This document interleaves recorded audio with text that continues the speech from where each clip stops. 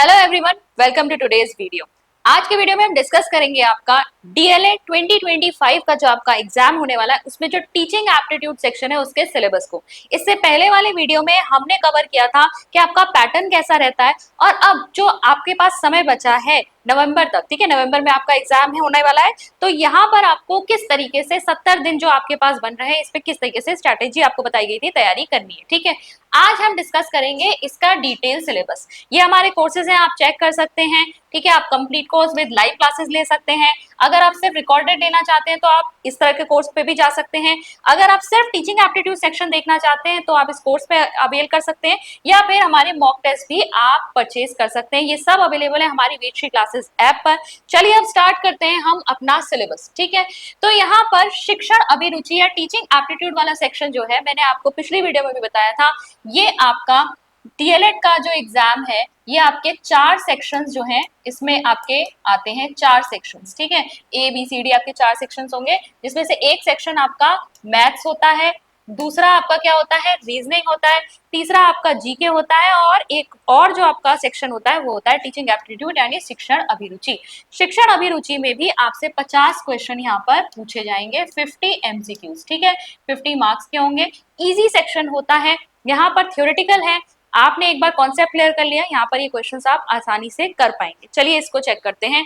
तो यहाँ पर सबसे पहले आप टॉपिक्स देखिए, इंग्लिश और हिंदी दोनों को मैंने लिख दिया है यहाँ पर, ठीक है, जिससे कि आपको समझने में सुविधा हो। स्टार्ट करते हैं। शिक्षण अभिवृत्ति सबसे पहले आपसे पूछा जाता है कि टीचिंग एप्टीट्यूड है क्या। इस पर बेसिक क्वेश्चंस आपसे पूछ लिए जाते हैं। व्हाट इज टीचिंग एप्टीट्यूड, मतलब आपको इसका कॉन्सेप्ट पता होना चाहिए।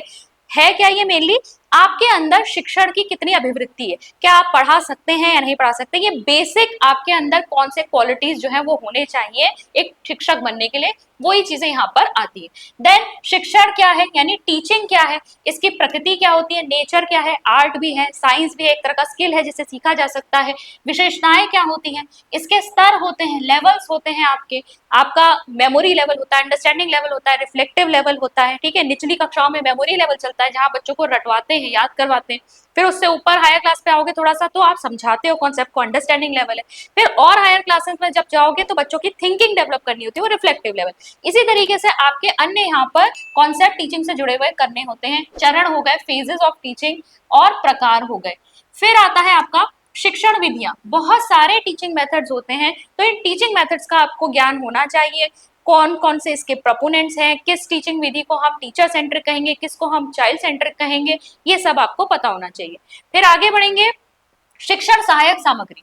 तो टीचर्स जो हैं जब पढ़ाने जाते हैं तो वो कई सारे चार्ट्स, मॉडल्स या फिर पीपीटीज बनाते हैं, कई बार रियल ऑब्जेक्ट लेकर जाते हैं, एक्टिविटीज करवाते हैं, ये बहुत सारी चीजों का यूज करते हैं अपने टीचिंग को और प्रभावी बनाने के लिए। ये सब आपका किस में आता है, टीचिंग लर्निंग मटेरियल या टीचिंग एड्स में आता है। इसको हमें यहाँ पर देखना होता है। फिर आपके टीचिंग एड्स किस तरह की अप्रोचेस पर बेस्ड होते हैं वो आपको देखना होता है। फिर शिक्षण के गुण, ठीक है, शिक्षक के गुण क्या क्या होते हैं आपके, टीचर के अंदर कौन कौन सी आपकी क्षमताएं होनी चाहिए, कौन कौन से गुण होने चाहिए एक अच्छा शिक्षक बनने के लिए।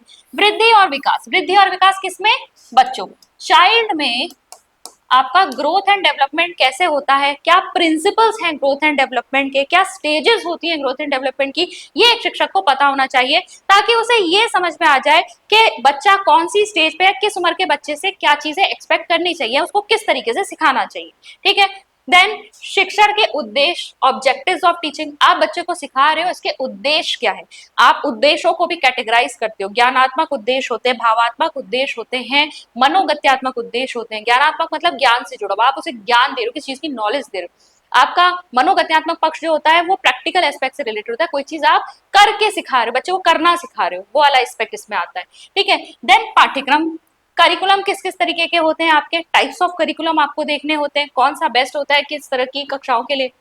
देन अभिप्रेरणा एवं अधिगम पर इसका प्रभाव। ठीक है, लर्निंग, लर्निंग बहुत इंपॉर्टेंट है, लर्निंग को हिंदी में अधिगम कहा जाता है।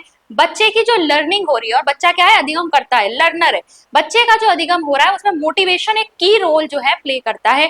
अगर बच्चा अभिप्रेरित नहीं होगा, मोटिवेटेड नहीं होगा सीखने के लिए, तो उसकी लर्निंग हो ही नहीं सकती, वो सीखने के लिए तत्पर या तैयार होना चाहिए, तभी वो सीख पाएगा। तो अधिगम, इसको आपको पढ़ना है। अब तो थोड़े बहुत थ्योरीज पे भी आप जा सकते हैं, क्योंकि मैंने देखा है अब पेपर जो है लगातार उसका पैटर्न चेंज हो रहा है और फैक्चुअल क्वेश्चंस आपसे ज्यादा पूछे जाने लगे हैं जो थ्योरी पर बेस्ड होते हैं। अभी प्रेरणा की तो थ्योरी जो मैस्लो की बहुत इंपॉर्टेंट है वो आपसे डायरेक्ट पूछ ली गई थी, तो यहाँ पर फैक्चुअल क्वेश्चंस भी इंक्लूड किए जाने लगे। फिर मापन, आकलन, मूल्यांकन बहुत इंपॉर्टेंट एस्पेक्ट है। बच्चों का आकलन कैसे किया जाता है, किस टाइप की आपके टेक्निक्स यूज की जाती हैं बच्चों को असेस करने के लिए, उनका आकलन करने के लिए। Then CCE, continuous comprehensive evaluation, जो हमारा सीबीएसई का एक बहुत अहम पार्ट है कि बच्चों का किस तरीके से आपको मूल्यांकन करना है। ठीक है, सतत एवं व्यापक मूल्यांकन। फिर व्यक्तिगत विभिन्नताएं, आपकी कक्षा में जितने भी बच्चे होते हैं वो सब एक जैसे नहीं है।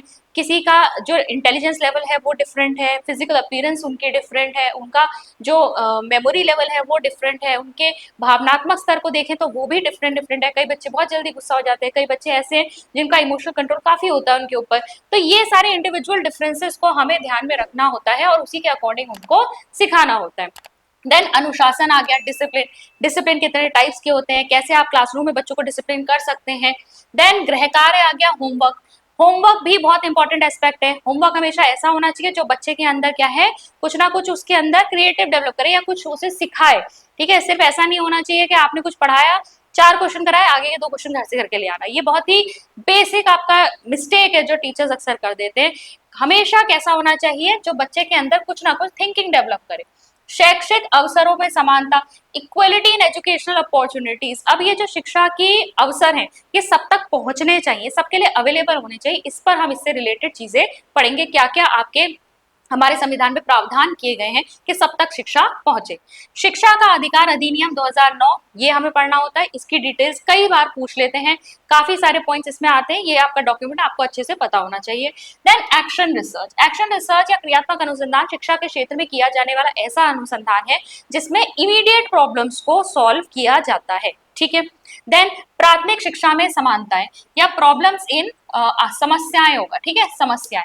तो प्रॉब्लम्स इन प्राइमरी एजुकेशन, हम प्राथमिक शिक्षा में किस प्रकार की समस्याओं से जो है हम जूझते हैं और कैसे हम उनका समाधान निकाल सकते हैं। संप्रेषण, कम्युनिकेशन, क्योंकि टीचिंग जो है प्रोसेस ही क्या है, कम्युनिकेशन का प्रोसेस है। तो अच्छा कम्युनिकेशन कैसे हो सकता है इसके बारे में आपको जानना होता है, बहुत सारी चीजें इसमें इंक्लूड होती है। देन आ गया आपका राष्ट्रीय शिक्षा नीति 2020, आप नेशनल एजुकेशन पॉलिसी को यहाँ पर पढ़ेंगे, इसके मुख्य मुख्य पॉइंट्स क्या हैं। स्कूल शिक्षा के राष्ट्रीय पाठ्यचर्या की रूपरेखा, national curriculum framework for school education. ठीक है, यहाँ पर ये आपको FLN वगैरह या बहुत सारा करिकुलम के बारे में क्या ऑब्जेक्टिव्स दिए गए हैं हमारे NCF के अकॉर्डिंग, ये सारी चीजें यहाँ पे पढ़नी होती है। फिर आपका ये एक नया टॉपिक है जो आपका पिछली बार हमें पेपर में देखने को मिला था, इसको हमने यहाँ पर इंक्लूड कर लिया है, RPWD एक्ट। ठीक है, क्या है ये, विकलांग व्यक्तियों के अधिकार के लिए अधिनियम।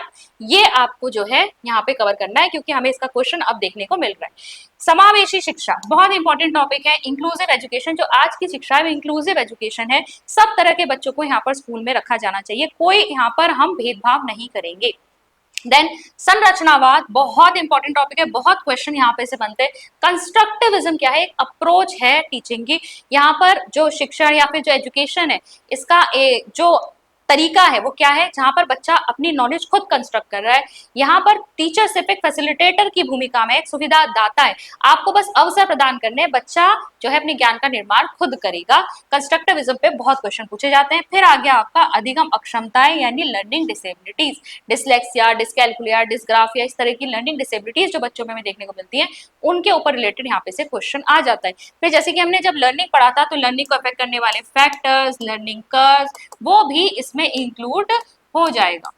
इसके अलावा हम कुछ कुछ बेसिक से टॉपिक्स और भी देख सकते हैं, पर मुख्य रूप से अगर आप इतना कवर कर लेते हैं ये ऑलमोस्ट कंप्लीट सिलेबस है आपका DLED का। ठीक है, और साथ ही साथ आपको क्या करना है, क्योंकि मैं पहले भी बता चुकी हूँ कोई सिलेबस यहाँ पर रेडिली अवेलेबल नहीं है, आपको प्रीवियस ईयर पेपर से अपने टॉपिक्स जो हैं वो मैच करके यहाँ पर अपना एक सिलेबस खुद से बनाना है। अगर आप इस PDF को देखना चाहते हैं, ये PDF जो है आपको हमारे कोर्स में मिल जाएगी।